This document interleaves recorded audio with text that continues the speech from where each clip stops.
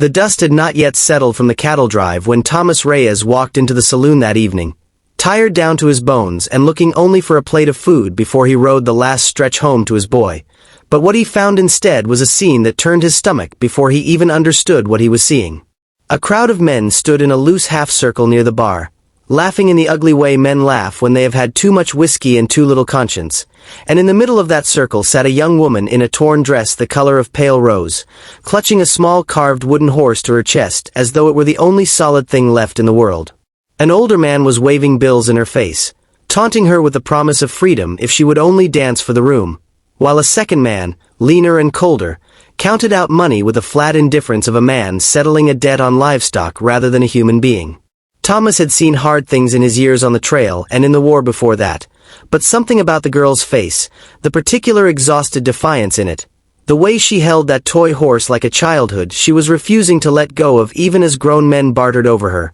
struck him harder than he expected.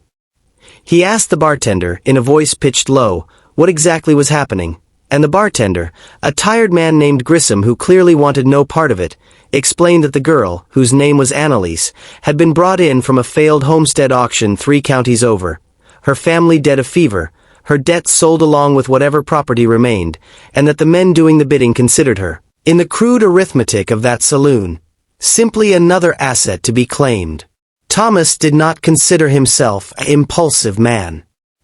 He had a ranch to run and a 6-year-old boy named Eli waiting on him at home, a boy who had lost his mother 2 winters back to the same fever that seemed to stalk every family in that territory, and he had promised himself after her death that he would not do anything reckless that might leave Eli alone in the world. And yet he found himself stepping into that circle of men, pulling a $20 gold piece from his vest pocket, and setting it on the bar with a quiet finality that cut through the noise better than any shout could have. "That settles her debt," he said, "and she rides out of here with me tonight of her own will or not at all." The room went quiet in the particular way rooms go quiet when someone has said something that changes the shape of an evening, and the lean man with the cold eyes looked at Thomas for a long moment before shrugging and sweeping the coin into his palm, apparently satisfied that $20 settled whatever claim he imagined he held. Annalise did not thank him right away, and Thomas did not expect her to, because gratitude was not a simple thing to offer a stranger who had just publicly purchased your freedom with the same gesture a man might use to buy a horse.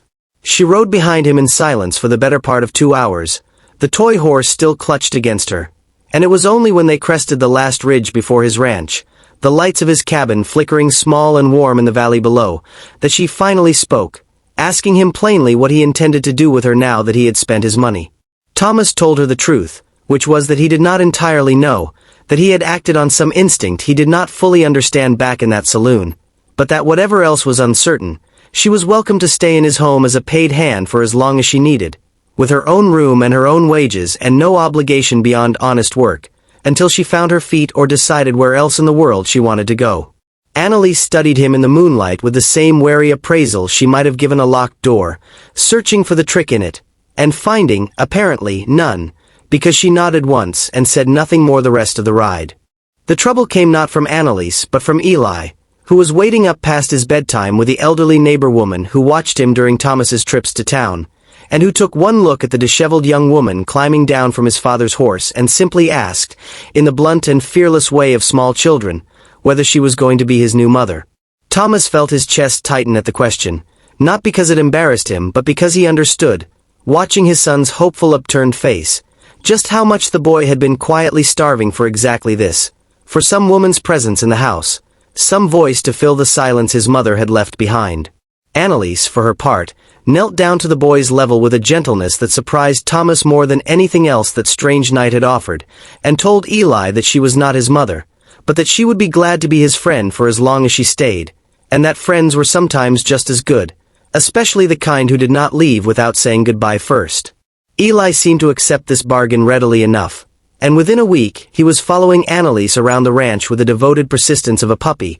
showing her every hiding spot in the barn, every bend in the creek, every one of his small collected treasures, and Annalise, who Thomas began to notice smiled more easily with each passing day, indulged him in all of it with a patience that spoke of some old ache in her own life, some hunger of her own being quietly fed by the boys. Attention. The ranch itself benefited from her presence in ways Thomas had not anticipated when he made that impulsive decision in the saloon. Annalise, it turned out, had grown up on a working farm before her family's ruin, and she knew things about preserving harvest, about rotating crops, about keeping chickens through a hard winter, that Thomas in his years of cattle work had never learned properly. The autumn harvest that year, the first since his wife's death that he had approached without dread, came in fuller and better managed than any he could remember. The root cellar packed with preserved vegetables, the smokehouse hung with meat prepared according to methods Annalise's mother had taught her, and Thomas found himself, in quiet moments over the evening meal,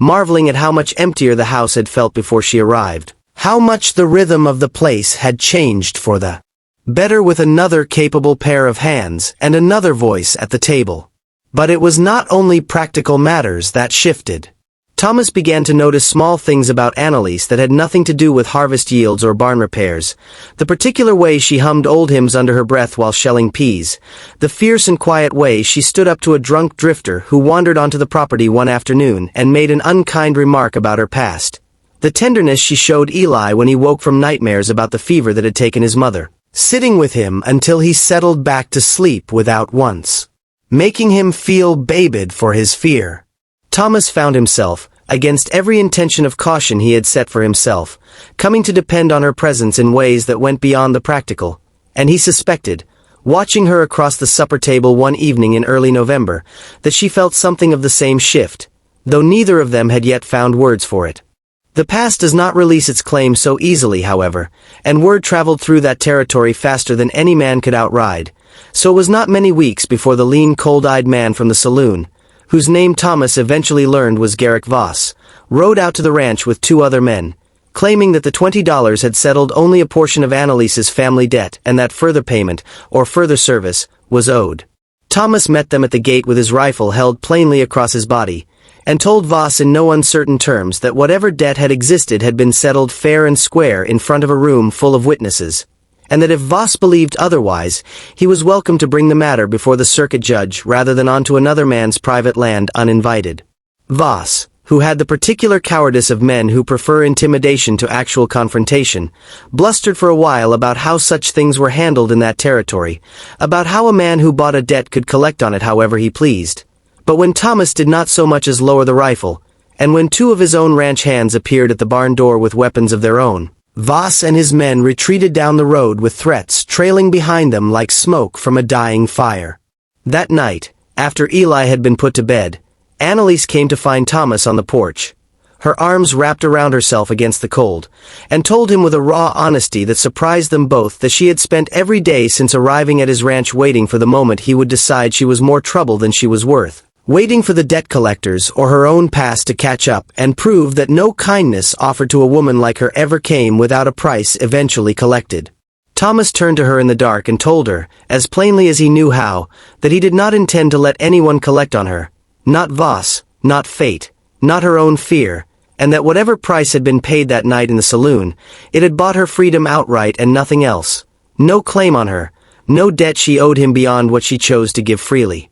It was Annalise who chose, in the weeks that followed, to give quite a lot freely, taking over not just the harvest and the household but a growing share of the raising of Eli, teaching him his letters in the evenings by lamplight, mending his clothes, and slowly, without either of them quite marking the moment it happened, becoming someone the boy turned to first with his small daily triumphs and troubles, rather than waiting for his father to come in from the fields. Thomas watched this unfold with a complicated mixture of gratitude and something that took him longer to name as love, because he had believed, in the 2 years since his wife's death, that whatever capacity he had for that particular feeling had been buried along with her, and he found it disorienting to discover otherwise, watching a woman he had first encountered as a stranger being bartered over in a saloon become, by slow and unremarkable degrees, the center of his household's warmth. It was Eli, in the end, who forced the matter into the open, in the unthinking way children often manage to say the thing adults have been circling for months.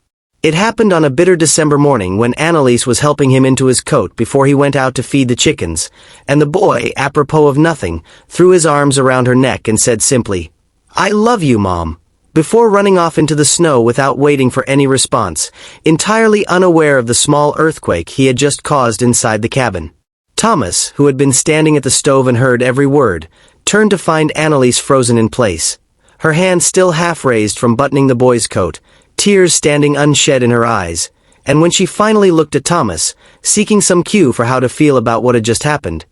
he found he had no caution left in him at all, no careful hedging about propriety or timeline or the strangeness of how their household had come to be.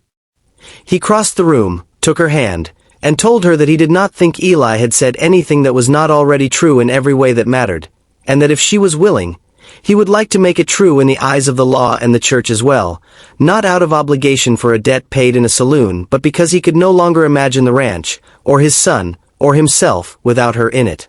They were married in the small chapel in town that following spring, with Eli standing proudly between them holding the same wooden toy horse Annalise had carried out of that saloon months before, now repainted and mended, a keepsake rather than a comfort clung to out of fear. Garrick Voss never troubled them again, having been run out of the territory some weeks after that confrontation at the gate when the circuit judge, following complaints from several other families he had similarly exploited, issued a warrant for fraud that sent him fleeing north before it could be served. The ranch prospered in the years that followed in ways Thomas had never managed alone, not merely in harvest yields or livestock counts, but in the harder-to-measure currency of a house that was warm and full and unafraid, a boy who grew up knowing without question that he was loved by two parents rather than mourning the absence of one, and a woman who had once been counted out in dollar bills across a saloon bar and who came, in her new life, to be counted instead in every harvest brought in, every bedtime story told, every ordinary evening at a shared table,